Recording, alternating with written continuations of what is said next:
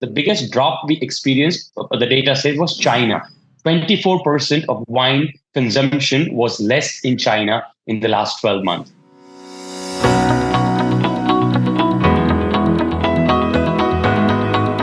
Let me introduce you here, folks, to our attendees here.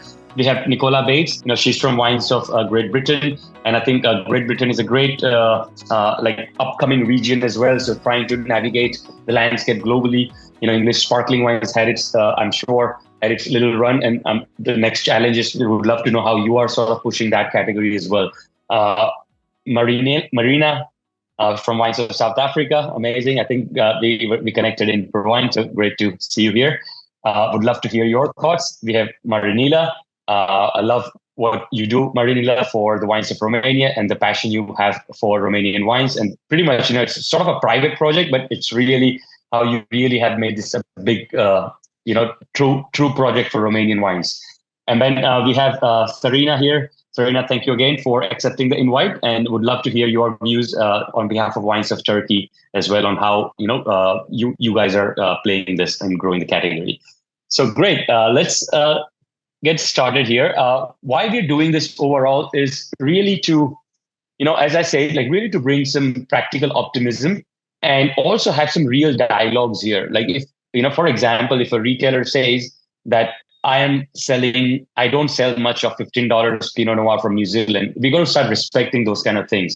So my idea was to really hear the trade, really watch the consumer, and really respect that. So market is the market, consumer is the consumer, right? So we first will start there in really respecting and not talking on them and talking with them and so on, right? And so that is the whole narrative. This is the 12-month program that Beverage Trade Network will be doing.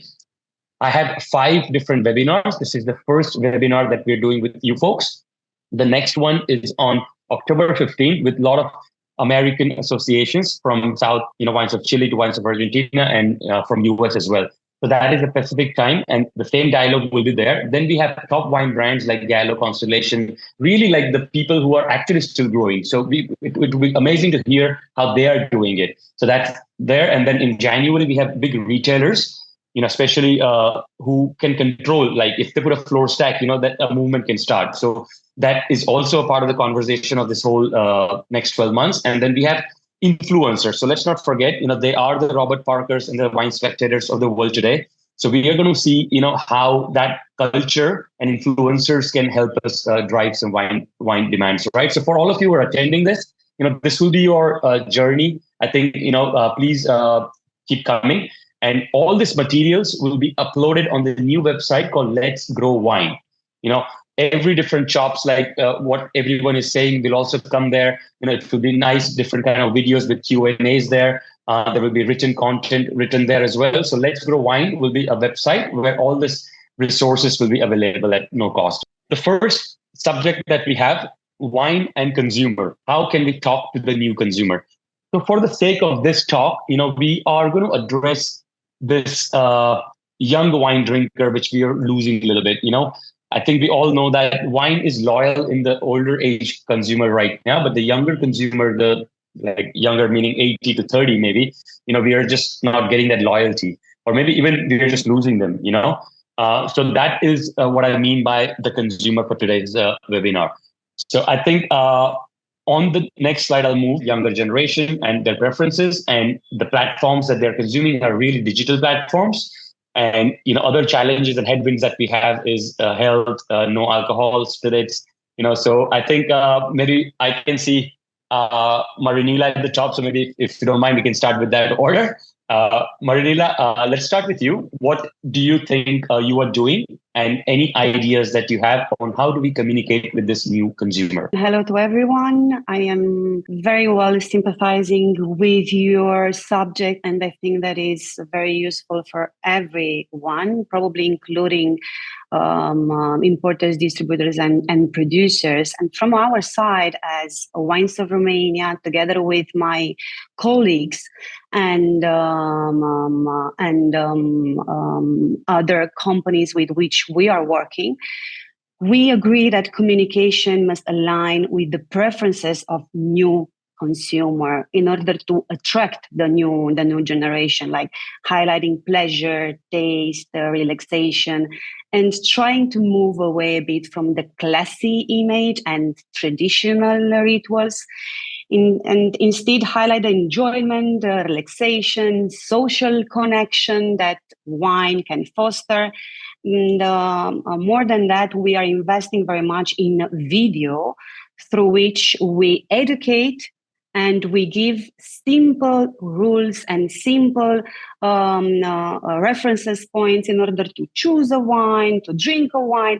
Make it simple, but enjoying watching the information, and make them more relaxed in the moment when they choose a wine, or maybe they might choose a wine instead of a beer or a spirits, because we should not forget that a wine is the perfect drink for the conversation, stronger than beer, but lighter than spirits.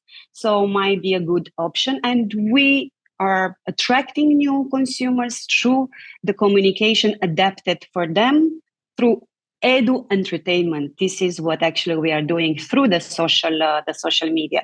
And I'm very happy to see that the producers in Romania, a few of them especially, they started to prepare also the packaging adapted for the new consumer, more attractive labels, and targeting the younger generations, let's say. I think the younger consumer needs to be approached in a very, very different way. Number one, we need to start by speaking their language. To speak in the way that we used to speak about wine is just not going to fly with them. They're into instant gratification. How do we approach this attitude to life, which is so very different to what most of us are used to? And then I think another angle that one needs to consider is health. The younger consumer is very health conscious. We see this in all of the research that keeps coming up. How do we address this? How do we kind of highlight that, well, wine, yes, it's alcohol, and let's not be fooled here. The younger generation are drinking. They are drinking, they're having RTDs, they're enjoying spirits. It's just that there's a blockage when it comes to wine. So we mustn't get too fixated on the whole health consciousness as an excuse. But it's going to be a combination of speaking their language, engaging on their platforms in a way that they can identify, and also speak to that instant gratification. How do we do this? And therein, I think, lies the challenges for us as an industry. We've recently learned that TikTok has scrapped all of their legalities around the advertising of alcohol. So that's a whole new platform that we can really harness to speak to this younger generation. Of course, keeping in mind that TikTokers are quite often below age. So we need to be sensitive to that. But I do think there are ways of engaging with the younger consumer, as long as we can follow these kinds of pathways. I think curious to know as well, like the way associations or government bodies invest in, the channel trade marketings, the big trade shows, or even the narrations on the big magazines. Are you investing? Are you planning? Are budgets going up on social media, like Instagrams and TikToks of the world? Sure. So from a Wines of South Africa perspective, we never advertise on traditional platforms whatsoever. We haven't done for a number of years. Unfortunately, the reality is that budgets are very, very small. However, when it comes to social media, we do put money behind advertising on social media, whether it is in boosting posts or however the requirements lie at the time, depending on the tactic that we're employing at that particular time. So it is significantly cheaper to advertise on social media, and it is also a tool that we use very effectively to engage with our consumers and the trade around the world. So yes, we do advertise on those platforms as opposed to traditional platforms. Yes, I mean, from our side, we are still an incredibly new industry, and I think that's something which is quite attractive to young consumers. So we are in Britain, we are probably in the most competitive wine market in the entire world, especially if you think about those from a domestic perspective. What we understand about sort of newer consumers is that they're really connected to that sort of local aspect, the understanding of who the people are. It's that story piece and that connection to their area, which really can work and sort of drive their interest. So for us, it's about making sure that you're telling the unique story of your area, your region. And in terms of English and Welsh wine, it's having that connection point. There are brands such as Westwell, which are incredibly cool, and that's seen all the way through from the producer who used to be a former record producer. He basically tells that story through the labelling, through the work which they do in terms of engaging in the vineyard with their local community. And they have really sort of younger generation coming through and utilising that space, which is the winery, having the hospitality piece. People are building connections with the people they see making their wine.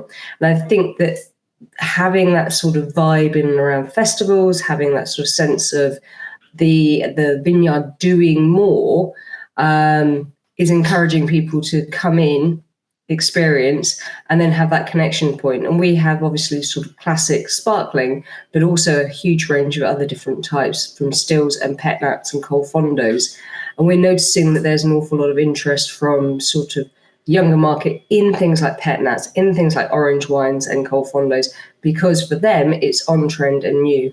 And it's being conscious of they're wanting to have a story to tell to their friends when they're sharing what is a bottle of wine they would have made an investment in, and they're also able to then link back to when they were in the vineyard. So often with our space, we're selling through the cellar door, and people are talking as much about their experience of when they were there, enjoying being in that space, the food they were eating, the music they were listening to, as much as the wine.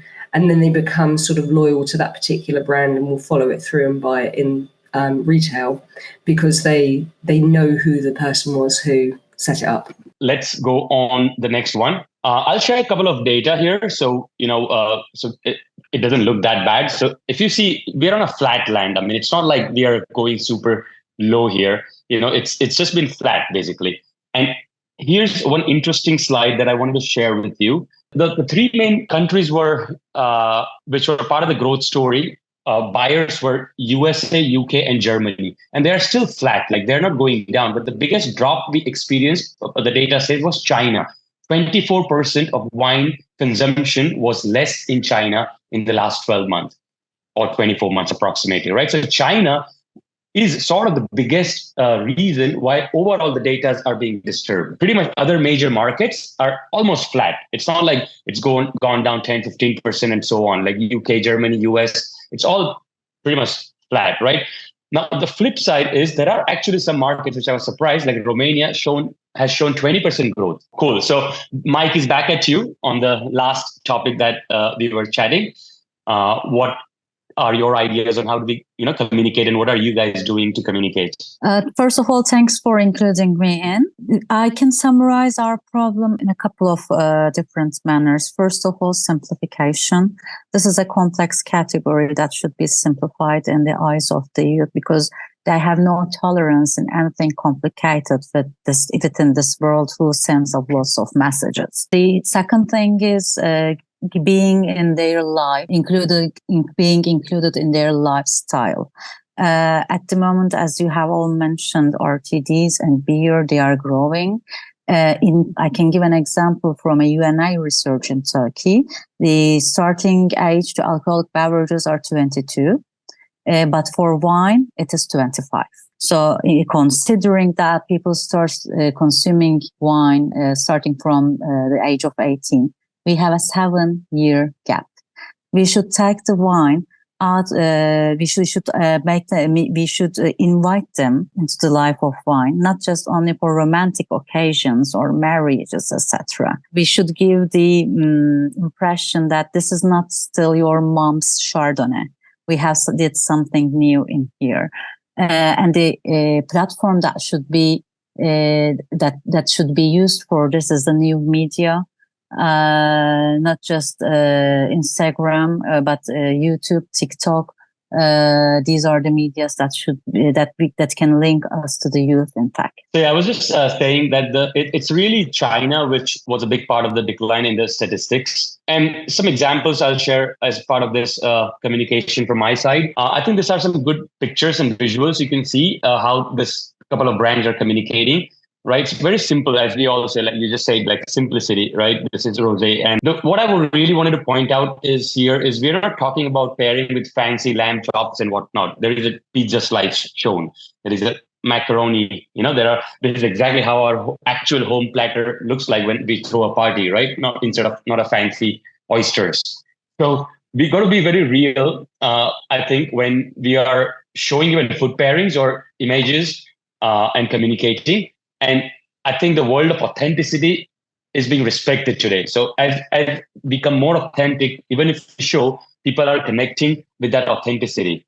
We don't need to be uptight about wine, right? We all are talking about that. Another example, as you can see here, a utility in the marketing, right? Okay, working remote today, having a whatever headache from child, so there are different kind of case scenarios, but that's real world language.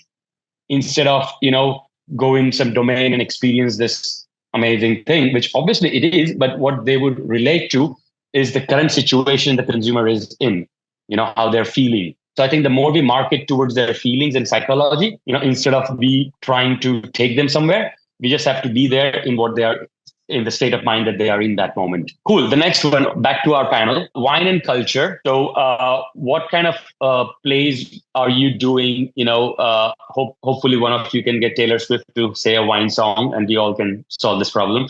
But what are some plays that you are doing? What are your observations in how do we embrace this today's culture and use this pop culture and penetrate there? I think that's a really good challenge. So when we were talking about culture, I think an awful lot of culture, as we've sort of referenced before, incredibly well by the rest of the panel, is coming from social media.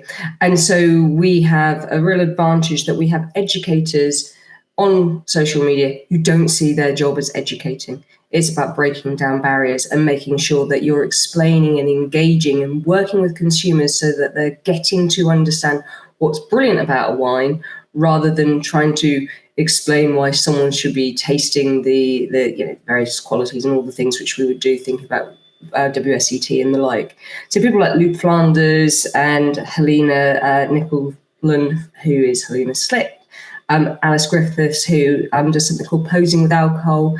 They're constantly saying this is accessible. This is something which you can play with. And they are out there engaging with people in a way which is key to them. So I think often you have bigger people, for instance, Kylie Wine is incredibly popular. She is someone who probably appeals to my generation rather than a younger generation, but she's very good at sort of bringing that sort of life to bear within that wine. I think consumers and younger consumers in particular have connections with people who aren't necessarily known as in wider culture, but actually they have more of an affiliation with. And I think that's where we see a lot of it through the socials and why there's that importance which has been placed on it before. So from our perspective, it's sort of not educating, it's engaging and making sure that it's seen within the realms of what they would like to experience and what they recognise in themselves as partly aspirational, but partly sort of their everyday life. In our case, in the case of Wines of Romania and Romanian wine industry, I would highlight at least two directions. One is sustainability and eco-friendly packaging. More and more wineries are going through the organic production, biodynamic. We have, for example, the first winery, biodynamic in Romania, focusing on local grapes, not only international. They are doing extremely well. We should consider that almost half of the agriculture in Romania is organic. So if we look to the evolution, more and more producers are approaching the organic. So as I said, eco-friendly packaging, local consumption, and closer to home production are fundamental cultural shifts that we can tap in, like sustainability, organic production, resonate strongly with today's consumers. And on the other side, I would highlight the enoturism, like the tourism for the new consumers, but also for increasing the wine consumption. At least in Romania, more and more producers are investing in structure, hotels, and hospitality. We have, for example, in Romania, WineGB, which is the biggest wine producer in Europe in terms of hectares owned by only one family. They are investing right now in farm-to-table experiences, castles, and is very inspiring considering the fact that when we look at the Romanian wine industry, we should consider that we are still facing a renaissance in terms of culture, consumption, education, and why not quality of Romanian wine as well. So summarizing, I would say eco-friendly packaging, sustainability, bio, biodynamic, vegan wines, and tourism through also the communicating what's there, like videos, interviews. For example, as Wines of Romania, we are doing so many videos approaching the wine from a winemaker perspective, viticulture perspective, owner perspective, and consumer perspective. So somehow we try to target every type of the consumer through the content that we are creating. And in the end, video in terms of format is growing, and we have all the important social media channels like the Spotify podcast, YouTube channel, TikTok, Twitter, Instagram, Facebook, LinkedIn. And I am the first one to push the visibility of the wines of Romania, but mainly the wine industry, the Romanian wine industry, as probably the most visible person in the wine industry. So I put my personal touch on opening the door for the producers, for the wines of Romania, and for the new consumers as well. Just before Maryna, you speak, just wanted to also take your perspective on, culture is really relevant, and people relate that with sports, movies, music, those kind of things as well. And spirits brands and beer brands really are very good at that. So can you add your thoughts on that as well, on how we can sort of play with that? In the South African context, it's a very unique situation for us here. When you look at the statistics, 80% of South African alcohol consumers are beer drinkers. Then it's in the high 60% that consume spirits, but only 8 to 9% of South Africans drink wine. Now, that is a rather unusual figure for a wine-producing nation. And this is really something that presents an opportunity for us. The real reason behind that is cultural nuances. In South Africa's context, wine has, over the years, always been considered to be something that was enjoyed by Caucasian people and not so much by the local Black communities. So it's an opportunity because it means we can open potentially a whole new market on our doorstep, which is great. But, as we all know, these things culturally aren't changed very, very quickly. What we have done, though, as Wines of South Africa, not only, we don't operate on the local market, we operate internationally. So from a wider African context, where the situation has been quite similar, has been an approach of education. So this really echoes what Nicola was saying, education from the ground up. We have run programs in our key African markets where we kind of break down what is wine, what makes wine so special, why should you drink wine, what is to simplify it even further, what is a vineyard, highlighting different varieties, how wine is made, and really just kind of creating ambassadors in these markets by educating them from the absolute bottom up, showcasing what is wine and answering questions in a way that is not going to make you run for the hills, because this is all so very complex, but really simplifying it for the average consumer. So that and these kinds of courses and engagements have been happening with people who work in the F&B, in the trade, in restaurants, in wine shops, literally inviting them, come, you can do a free course, it costs you nothing. And this has been further pushed by an online wine course presence that we have on the Wines of South Africa website. We've last year we introduced a level 2 to the original course. It's free, anyone can go and you can educate yourself. So it's there and it's accessible, and you can do it in your own time, and you can educate yourself if there is an interest, without feeling like you might be in a position where you're asking a stupid question, not that there are any, in a more public space. So I do think education holds the key, but we also need to be very careful. Is it really up to us as industry to tell consumers you need to be educated? They need to want that.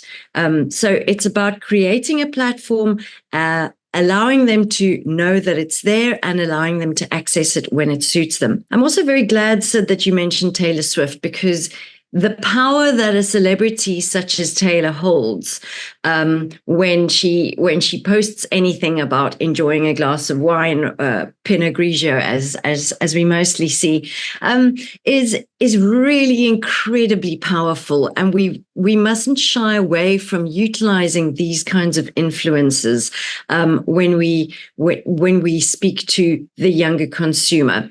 And then to Marinela's point, wine tourism, the power of wine tourism is so underrated. I might be biased, but I do believe that South Africa does wine tourism better than most. It's one of our strongest draw cards to our winelands. The young consumer is very keen to explore and experience, travel the world, see new places, and we really can harness this by positioning our tourism offering to the younger generation, who can not only learn at the same time, but experience different cultures, different foods, different wineries, and varieties that are planted around the world. So I think there's a lot that can be done in that regard.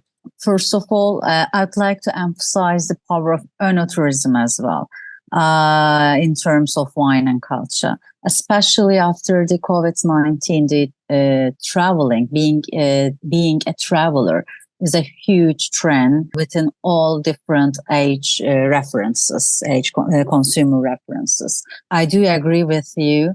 We are not using the power of wine tourism enough. In terms of Turkey, I can give you some numbers. We are one of the 5 biggest tourism countries in the world. In 2023, 56 million tourists has visited Turkey. Plus, in terms of global œnotourism, its growth is extreme.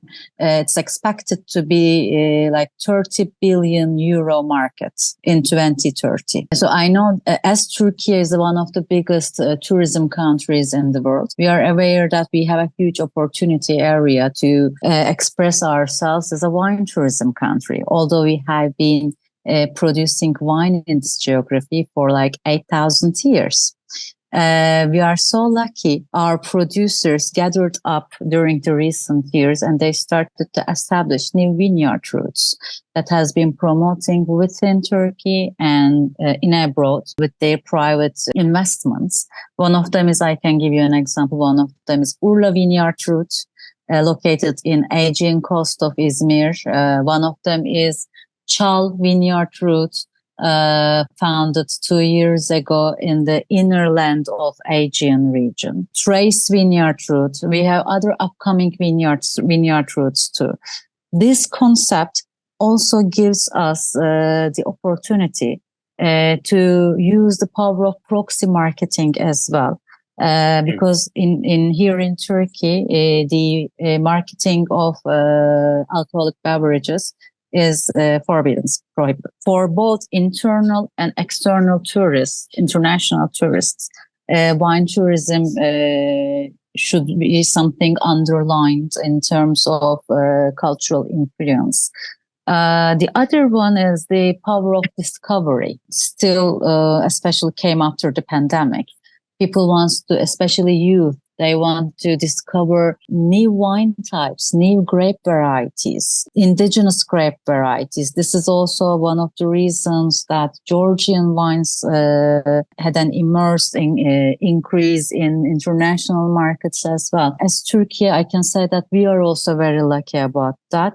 In here, we are producing more than 1,400 different indigenous grape varieties, but we have just been using more than 60 of them in wine production. So let's invite young people, let's invite new category comers to discover indigenous grape varieties as well. Discover narince, boğazkere, öküz gözü, local grape varieties, and also new techniques, rediscovered techniques like head nuts. Yeah, and I think there's a lot of nostalgia, like to some of the regions which are actually old but never marketed, and the discovery never happened, like Romania and so on as well.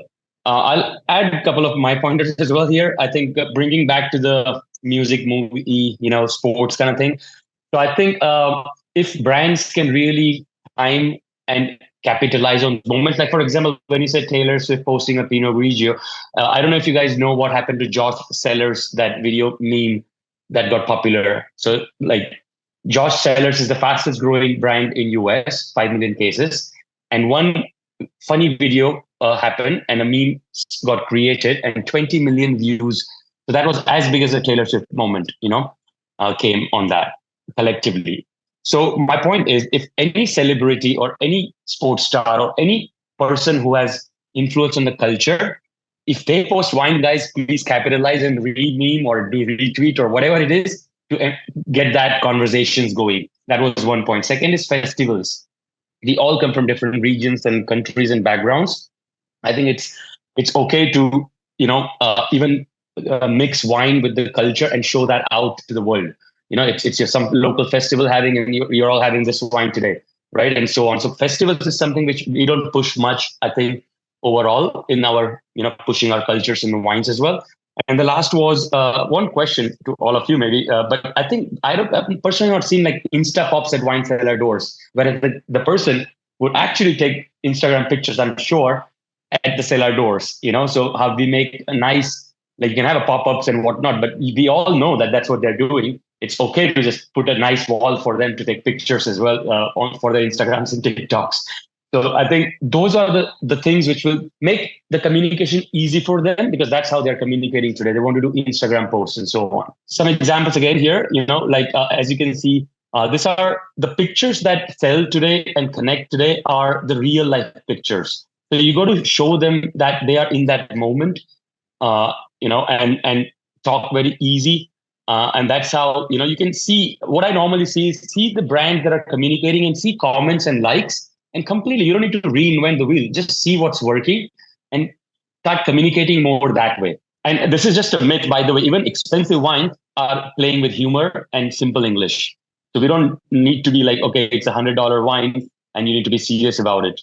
So that philosophy has changed, I think. So my question here was a fun question.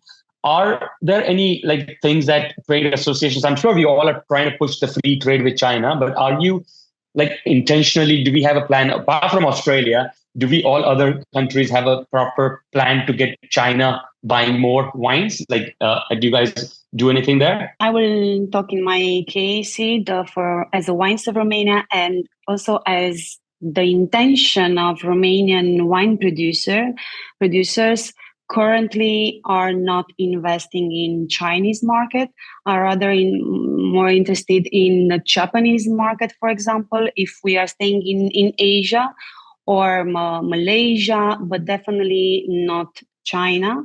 And lots of producers are paying attention to the American continent. So North America, talking about outside of Europe, North America is a priority for the Romanian wine producers currently. Okay. Anyone else wants to have a word here? If anyway, we can have our biggest buyer back. Wines of South Africa still considers China to be a focus market, and we are still investing in China. I did, however, have a very interesting conversation last night with some guests who are in South Africa at the moment. And the subject of China came up. I think it's a market that we all need to keep our eyes on, because they are producing a lot of their own wines. They have vineyards planted to the extent, the same extent as what is planted in France. And while the Chinese consumers aren't as yet behind their own wines, the reality is that really good wines are being made in China from Chinese produced grown grapes. So we need to be very careful as to what our expectation is from that market, because as we know and as we've seen in the past, the Chinese consumers and Chinese people on the whole are very, very patriotic. And there may well come a time where all of the investment that has gone into that market is all kind of just pushed. I hear you loud and we saw Australia as a case study. So I hear you loud and clear. I mean, there is a lack of stability in the regulations, which lacks the investments in the strategical long-term approaches. So cool, no worries. Understandable. Okay, I want to share this slide from Nielsen, which they shared with me.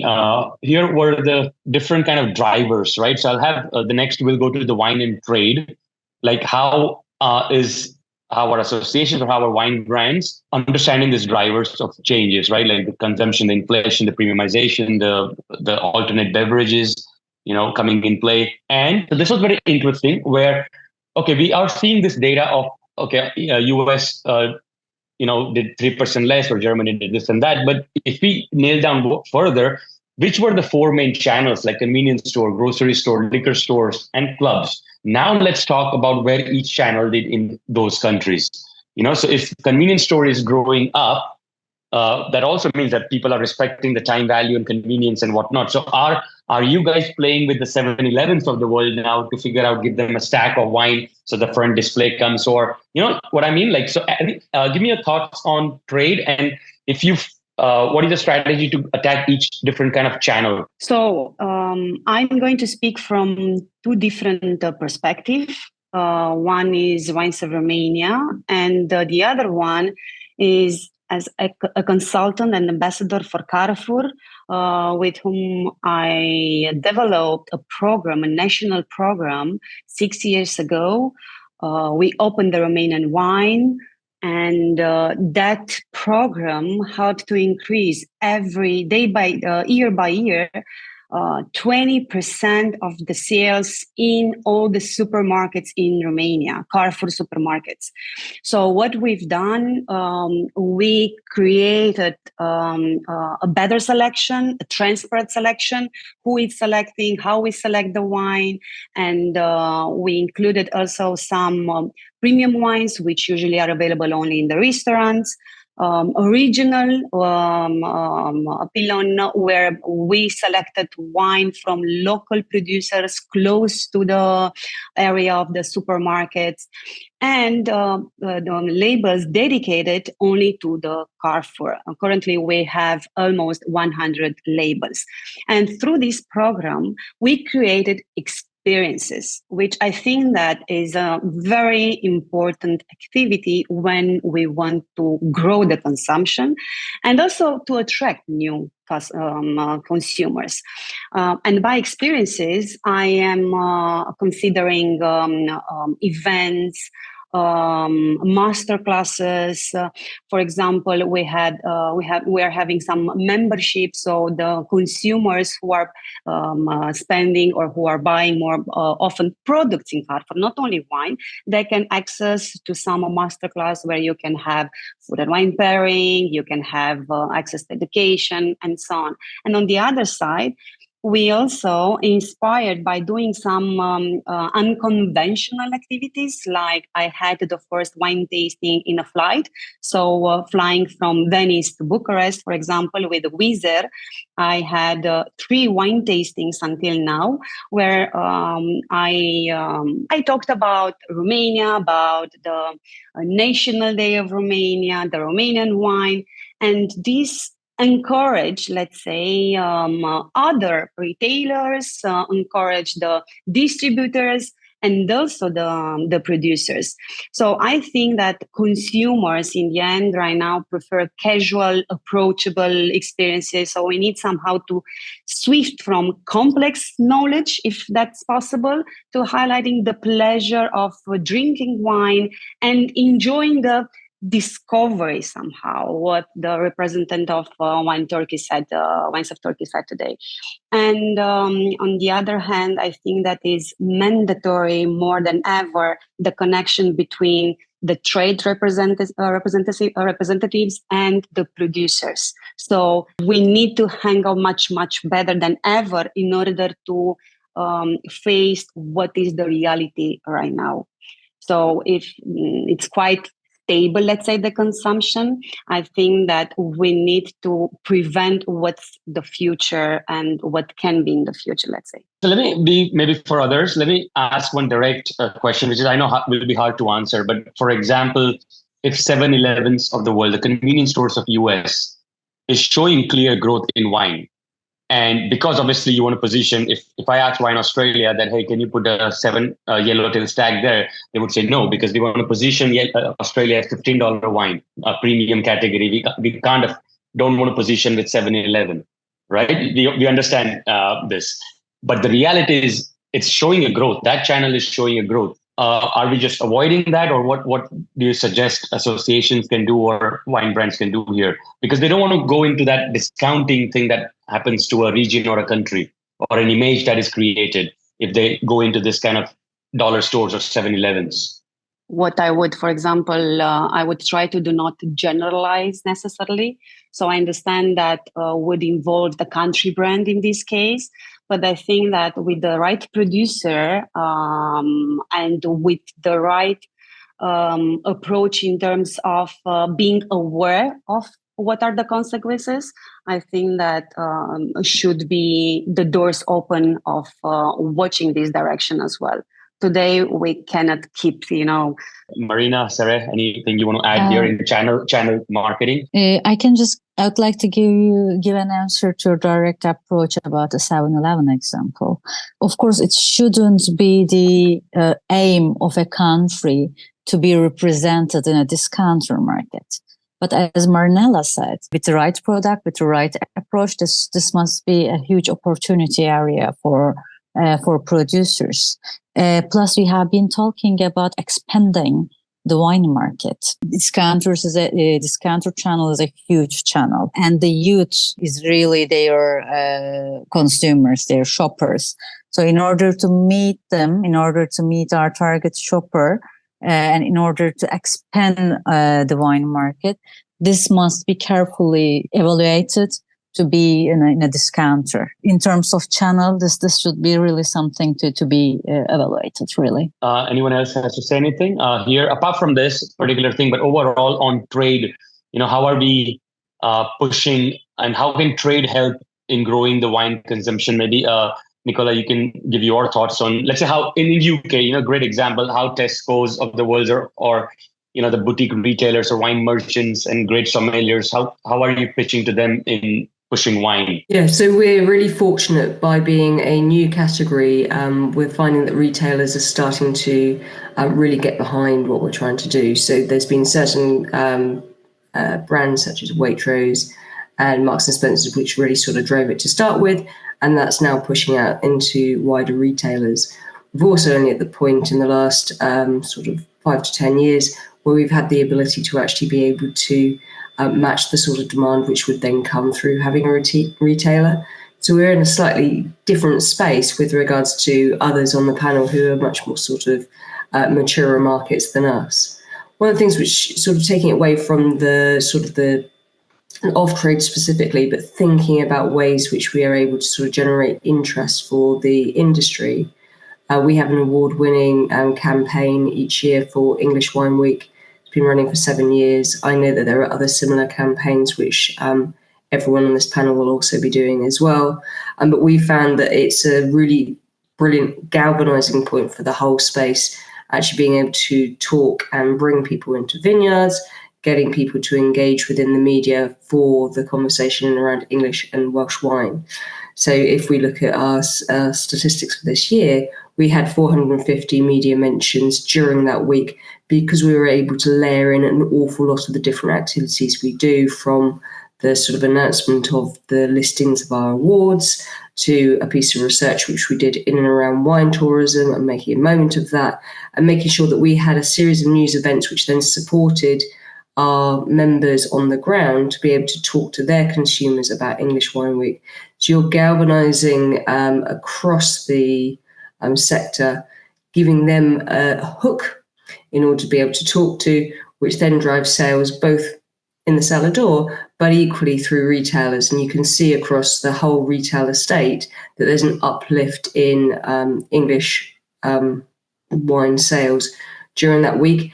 And then it sort of tails through as well. So it has a bit of longevity as a result. And I'm conscious that, you know, things like 30 Days of Riesling has that strong effect as well. And what's useful is you can get independence behind it as well. And we're looking at how do we build it for the future, thinking about competitions which both engage the consumer directly, but also for those retailers, so they have an inclination to compete and show that they're engaged in a certain way. And then that ultimately goes to their bottom line. Of course, the more revenue you're bringing in, there's more likely that they would then return and then keep investing in that whole category. For us, we don't own our market yet. So we've got a big job to do in order to make sure that we've even got a whole shelf space which is dedicated to English and Welsh wine. So that's our growth, to get people to say, actually, consumers are coming in for these sorts of moments, and then making sure it's established throughout the rest of the year. I think this is an interesting time we're living in. We've obviously spoken extensively about the younger consumer that is wine averse. But I do think it's important to highlight here that there's a lot going on. There's a lot of geopolitical uncertainty at the moment. The global economy is in a recession. And from a Wines of South Africa perspective, one of our main focuses is to premiumize South African wine. Where we see the market kind of bottoming out a bit is at the entry-level price points, where the wealthy people are wealthy. They'll continue to buy expensive wine and drink as much as they want. Where someone is having to balance buying electricity, putting food on the table, and whether they want essentially what is a luxury product, a bottle of wine. I think that's where the real issues do come in. From a retailer perspective, I do think that there's an insensitivity from our perspective a lot in terms of pricing, because our producers also need to be financially sustainable. Sustainability is key, but retailers and the trade push hard on sustainability. They want to see the environmental sustainability. They want to see the social sustainability. But in order to fulfill those two objectives, one needs financial sustainability. And I don't think many of the retailers are doing us as an industry a lot of favors by pushing down on pricing as much as they often are. And what that's leading to is producers kind of choosing to not support the discount grocers, to not want to be on the shelves in the big retailers, because it's eating into their sustainability initiatives as well. If I see, I think for me a personal massive bugbear is seeing a bottle of fair trade produced South African wine on shelf on a fair trade week at €2.99. That bottle's been exported with a fair trade label, so there's been a premium paid on it, and yet €2.99 on shelf, I don't feel is very sustainable. So whose responsibility is it here to get the messaging across? Is it us as organizations, as representative generics? Is it the retailer who has a responsibility to showcase that, well, we're stocking these wines because this comes with an incentive?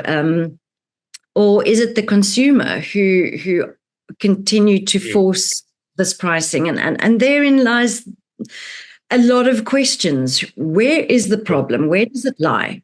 And what's going to be done about it? And whose responsibility is it? Someone will have to start doing the good part. But as you said, everyone has to maintain their margins. And, I think money will be also an important factor. I'll share one slide, which is an interesting one just for the people here. This were the young consumers' intent in each channels, So my point here was, if we started marketing and making our materials and distribution strategies, or even the product development according to this channel. So for example, if you're pitching a product to a grocery store, the strategy should be very different, because when a consumer walks through a grocery store, their priorities are very different, as you can see here, in making a selection. But when they're walking in, a liquor store, it's different. A convenience store, it's different, right? So just a slide out there, just to think about it for later, on how they can merchandise and how they can pitch when they're pitching to the buyers of each category, because that will help them resonate with this young consumer of today on their buying behavior. Just showing some marketing examples. We all know some of the platforms like Wine Folly, doing some fun advertising. All those are really good platforms to learn. As we'll continue from the last point, as you said, like, who is going to start this and how do we start this, right? So I think it's a moment which can happen organically, but let's add what we can control. So if you can break down 5 or 6 things that they can go back and start doing, what would be your advice? Just like a practical thing that they all can control and do. Like, these are the things which we can't control, but what can we control and adapt and do? So just let's have this as a 5 or 6 strong takeaways on, what they can write as notes and start doing it. My key points would be starting with transparency, because I think that information and communication, including the health issues that alcohol might give or might have.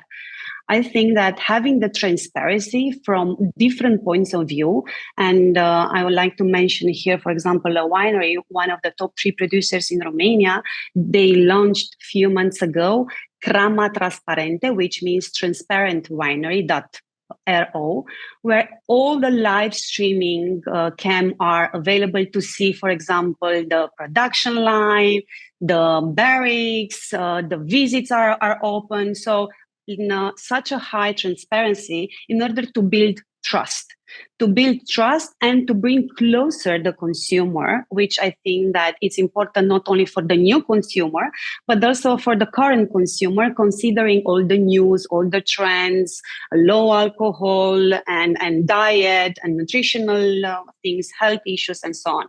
So transparency would be one. Communication, which should be done not with the focus on promoting the brand, but giving something useful to the consumer, like educating, information, and talking about the territory, talking about the people. And in the end, the brand will come up naturally and without pushing any commercial purpose. So being more open, communicating to give something, by giving something to the consumer. Video and the social media, I think that it's mandatory to adapt our content based on which channel are choosing for communicating, and do not avoid TikTok just because might be considered for a young consumers, because that's not true, at least not for the Romanian market. So considering all the channels and diversity, because we never know how the things are going to end up. So it's very good to invest in YouTube, in TikTok. So have the diversity in terms of communication channels, and look what the others are doing through the wine fairs, wine competitions, wine association representatives, and join wine festivals, join wine competitions, because this is a way also from a wine association or wine representative for a country perspective is very useful to increase the awareness for a country in terms of production, wine production. Attendees as well, before our other panel speaker speaks, feel free to throw in some questions here. We'll open up, we'll keep 5 minutes for the questions as well, and we'll pick the questions from there as well. And Ankita has also curated 4 questions that people had, so she can talk as well once you guys are done. Nicola, any closing remarks, please? Yeah, so thank you very much. So look, one of the questions you asked of us was with regards to sustainability and transparency and what that means. So before I joined Wines Great Britain, I spent 5 years working for something called the Portman Group, which is the alcohol social responsibility body within the UK. And we ensured that you had health information on pack, and the branding of products within alcohol was considered to be social norms. It's an absolute essential to have a legitimacy within the space to show that your product has the same values as wider society. I think we know from younger consumers that values are very much at the heart of their buying decisions, and so that has to be shown through. And while on the social piece, they may not be looking out for having information with regards to how many units it's suggested you should have a week, or sort of calories or information like that. But they probably are looking for information which talks to the piece around sustainability. When I'm thinking about sustainability, it's 2 sides. One is that environmental component, and the second is with regards to how you look after people. So on the sustainability side, with regards to the environment, we're an industry which has come out as a result of climate change. And actually, because we're quite young, we've been able to adapt and ensure that within our practices, we've got that at the very heart of our organisation and our businesses within it. We provided them with support so they're able to tell their consumer about the sustainable work they're doing, and demonstrating that they're collecting their carbon data, they're looking at how to reduce it and going on that journey. So we have something called the Sustainable Wines of Great Britain certification programme, and that's recognised by some of the monopolies in Norway, which is incredibly helpful because it allows our producers to go there, having demonstrated through an independently audited mark that they are of the right environmental sort of approach, which then allows them access into a space which they wouldn't have before. So that for us is an important offer to our industry, so they're able to explain both in the UK and abroad for export that they're doing the do when it comes to the environment. And I like your piece in and around being respecting the customer. I think it's respecting the customer to help them to understand what you're doing. But equally on the people side, one of the things as trade association you're doing is you're helping to set the culture of the whole industry, and looking after your people has to come first, and helping producers to be able to do that in space. So we're really concerned, and we'll be introducing support for our members next month, looking at how to safeguard their employees and also their consumers. And that for us is something which feeds into the experience which a customer would have. So if you're coming in and you feel safe, and you're coming in and you're seeing good practice amongst staff, you're A, going to keep that team and keep them happy, but B, that will also come across in terms of the experience you have, and all for the best. So ultimately, that sustainability and transparency piece is really, really key to actually being able to help new consumers come through and stick with the industry, and stick with our new brands. So I was really pleased to see that there, because it's very much at the heart of how we present Great British wines. Nice. And I think, that's where overall, all governments have taken sort of oaths as well, and that's absolutely the direction where we all are heading towards as well. It's just a matter of like once financially the retailers start, getting the incentives, then we will see more and more movement. I think right now it's just that I think there is a big disconnect personally that okay, are consumers actually buying this? So I think the good thing is what you are seeing, Nicola. UK is really the trendsetter, to be honest, as far as I know that. Like London really does it first, and then it goes. So I think that's another good point where if people really want to see the buying behaviors and options and how the trade works, it's a good place to sort of see, the changes, and then you see next in US, Germany, and then rest of the world. That's what I think as well sometimes. But Seray, over to you. I'd like to add the power of the trends. In fact, I love the word that you wrote in here. Let's not talk to them, but talk with them. This market needs to be an inclusive market. Each segment and each category, from the price for value to the premium segment, and from different aspects in terms of education, because they might want to know everything, or they just want to know something simple and explicative, or they might want something that they can tell our friends, spread the word out. Inclusive in terms of drinking experience, occasions as well. We should be serving our wines from the Michelin star restaurants to the picnics, to the friendly gatherings. So there should be also community management. We should. Sure. This is the most unifying liquid in the world.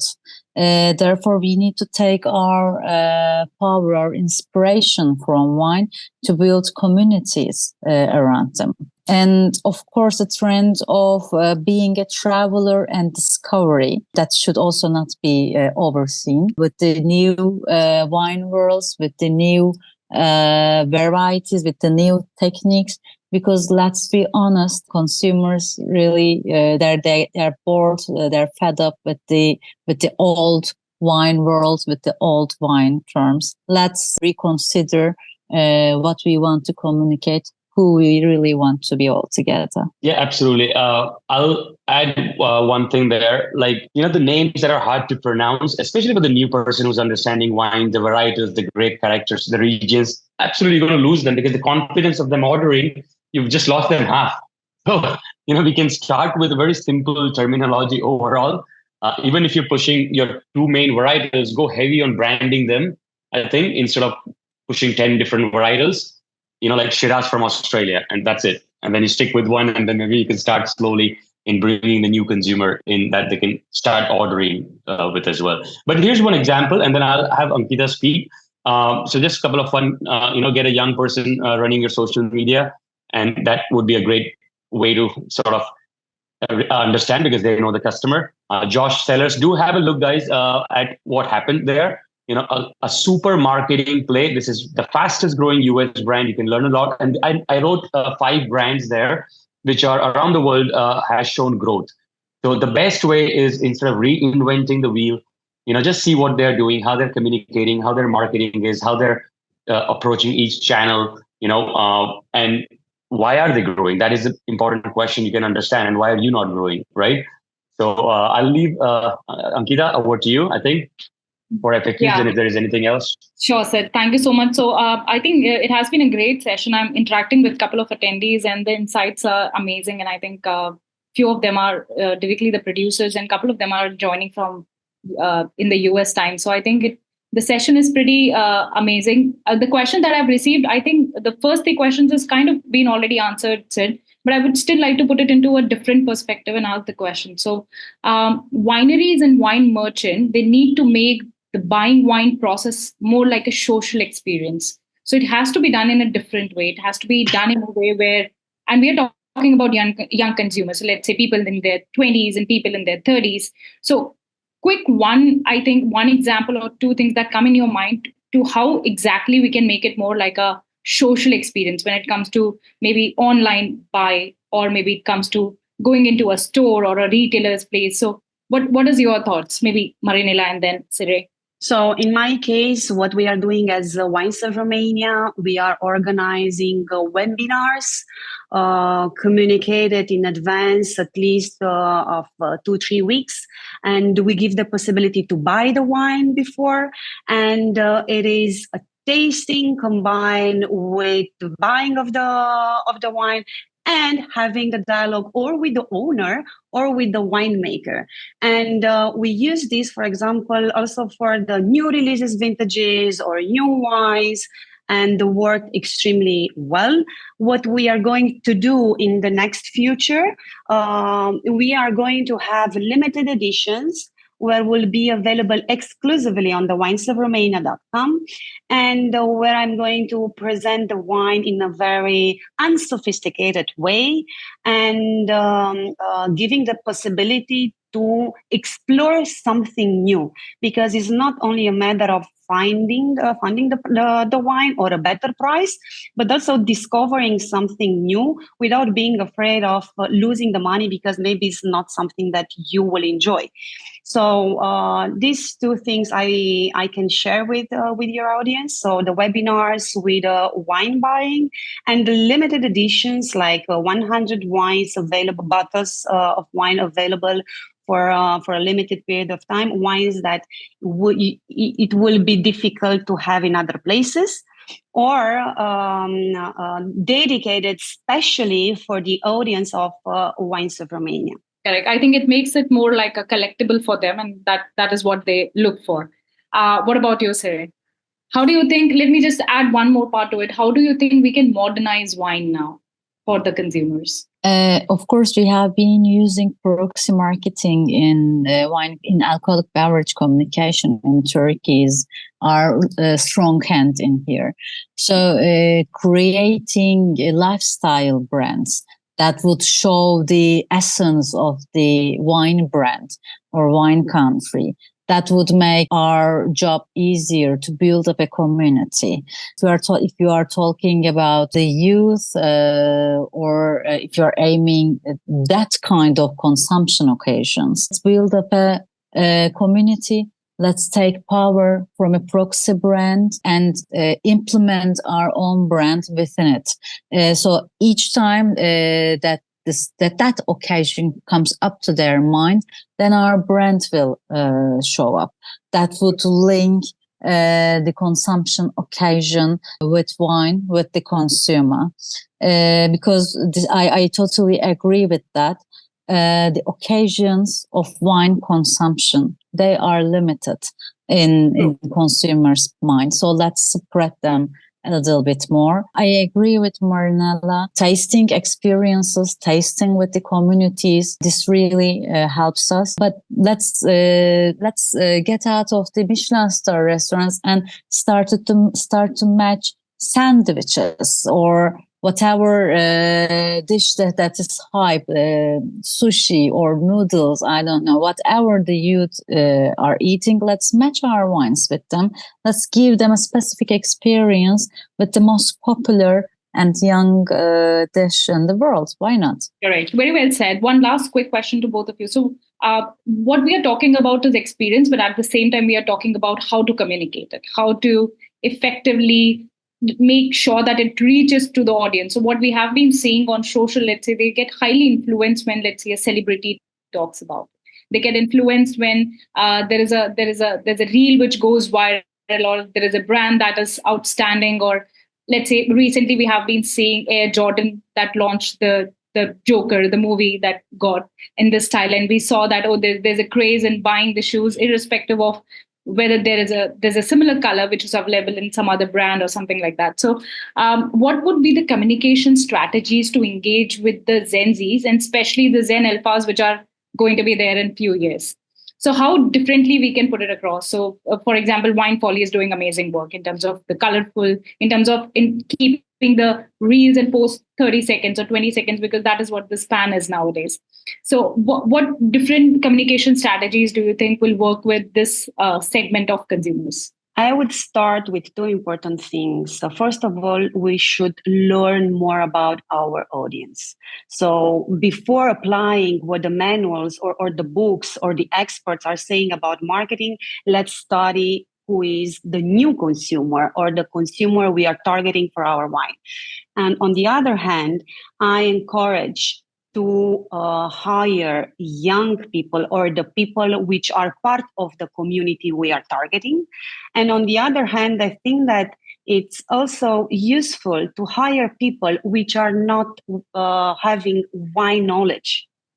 Because when we are in the wine industry, we are too much used with the know-how, with our experiences. So, exactly. So having someone which doesn't have any experience on communicating wine or wine expertise might give some insights which will be out of the box solution. So I think that we need to listen.